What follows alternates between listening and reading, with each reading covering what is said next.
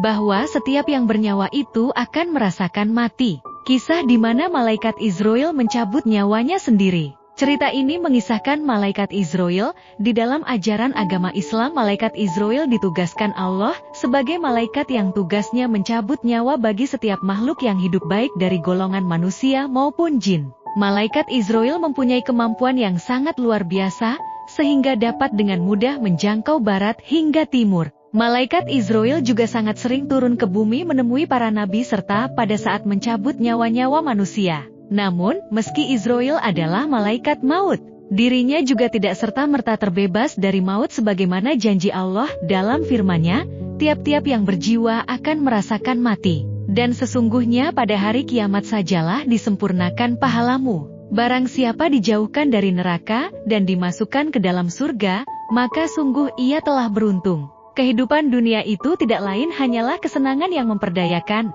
Surat Ali Imran 185.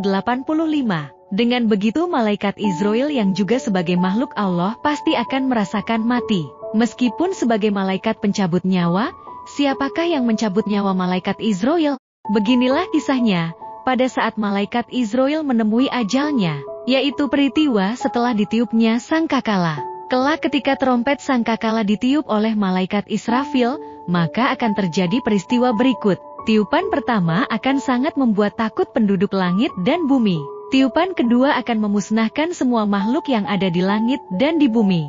Tiupan ketiga adalah tiupan membangkitkan semua yang telah mati dari zaman Nabi Adam hingga manusia terakhir. Pada saat tiupan kedua, maka akan matilah seluruh makhluk yang ada di langit maupun di bumi kecuali makhluk-makhluk yang dikehendakinya. Mereka adalah 1. Malaikat Jibril, 2. Malaikat Israel, 3. Malaikat Israfil, 4. Malaikat pemikul arsy. Setelah itu, Allah memerintahkan Israel untuk mencabut ruh dari semua malaikat-malaikat tersebut. Dan malaikat Israel melaksanakan perintah Allah. Setelah malaikat Israel melakukan tugasnya, maka hanya tinggal malaikat Israel dan Allah saja pada saat itu. Kemudian Allah berfirman, "Hai malaikat maut, tidakkah kamu mendengar firman-Ku? Tidakkah engkau tahu setiap yang bernyawa itu akan merasakan mati?" Lalu Allah berfirman lagi, "Aku jadikan engkau untuk tugas itu dan engkau juga harus mati."